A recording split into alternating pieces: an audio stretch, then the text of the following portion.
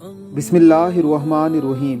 صحیح بخاری اور صحیح مسلم میں سیدنا ابو ہریرہ رضی اللہ تعالیٰ عنہ سے مروی ہے کہ رسول اللہ صلی اللہ علیہ وسلم نے ارشاد فرمایا کہ پوری تاریخ انسانی میں صرف 3 بچوں نے گہوارے میں گفتگو کی۔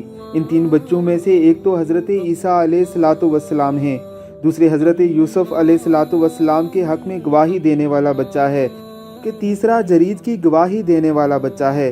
قصے کی تفصیل یہ ہے کہ جریج بنی اسرائیل میں ایک عابد و زاہد اور شب زندہ دار عالم تھے۔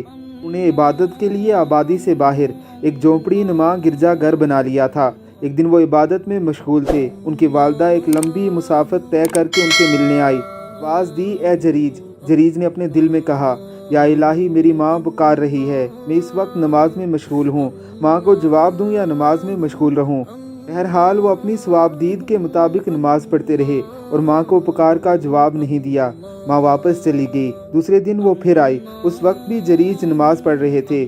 ماں نے آواز دی، اے جریج۔ جریج نے اپنے دل میں کہا، یا الہی میں تیری عبادت میں مشغول ہوں، ادھر میری ماں مجھے پکار رہی ہے، آخر میں کیا کروں؟ بہرحال اس کشمکش کے باوجود وہ نماز میں مشغول رہے۔ ماں واپس چلی گئی۔ تیسرے دن ماں پھر آئی۔ اس دن بھی جریج عبادت میں مشغول تھے۔ ماں نے آواز دی، بیٹا جریج۔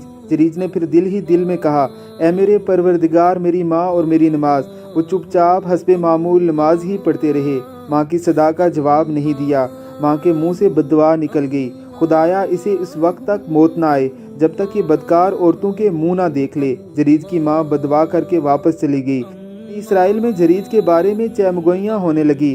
وہ جریج کی عبادت پر حسد کرنے لگے۔ انہوں نے خود تو جریج کی بلندی تک پہنچنے کی کوشش نہ کی، البتہ ان کی خواہش تھی کہ وہ جریج کو اپنی پستی تک اتار لائیں تاکہ وہ بھی ان کی طرح فسق و فاجور اور فحاشی اور بدکاری میں مبتلا ہو جائے۔ بنو اسرائیل نے حدود الہی پامال کر کے پردے کی اہمیت کو فراموش کر دیا تھا، لہٰذا عورتوں اور مردوں کا باہم اختلاط شروع ہو گیا۔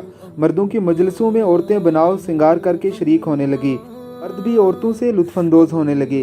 اسی وجہ سے ان میں زنا، بدکاری، سرکشی اور طغیانی کی وبا پھیل گئی۔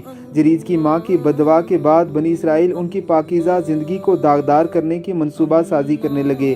لوگوں کی بستی میں ایک بدکار عورت رہتی تھی۔ وہ نہایت خوبصورت تھی، خوبصورتی میں اس کی مثال دیا کرتے تھے۔ اس نے بنی اسرائیل سے کہا، اگر تم چاہو تو میں جریج کو اپنے دام فریب میں پھنسا لوں۔ انہوں نے کہا، ٹھیک ہے، یہ بڑی اچھی ترکیب ہے۔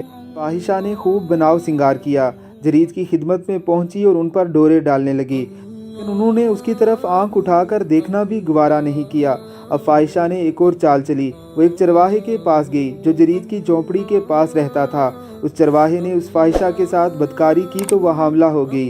جب بچہ پیدا ہوا تو اس نے یہ کہنا شروع کر دیا، یہ بچہ جریج کا ہے۔ بنی اسرائیل جریج کو رسوا کرنے کے لیے طاق میں تھے۔ خبر سنتے ہی وہ جریج پر چڑھ دوڑے، انہیں عبادت گاہ سے باہر گھسیٹا، عبادت گاہ کو ڈھا دیا، انہیں بری طرح زد و کوب کرنے لگے۔ جریج نے پوچھا، وجہ کیا ہے؟ تم لوگ آخر کیوں مجھے مار رہے ہو؟ یہودیوں نے کہا، تم نے اس بدکار عورت سے منہ کالا کیا ہے، یہ بچہ تمہارے اس گناہ کا نتیجہ ہے۔ جریج نے کہا، ٹھہرو، اس بچے کو میرے پاس لاؤ۔ لوگ اس بچے کو ان کے پاس لے آئے۔ جریج نے کہا، مجھے نماز پڑھ لینے دو۔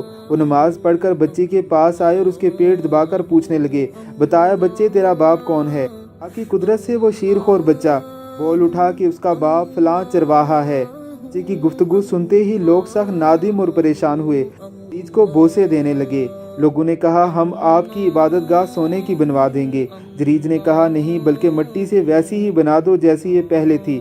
لوگوں نے جریج کی جھونپڑی پہلے ہی کی طرح کی بنا دی۔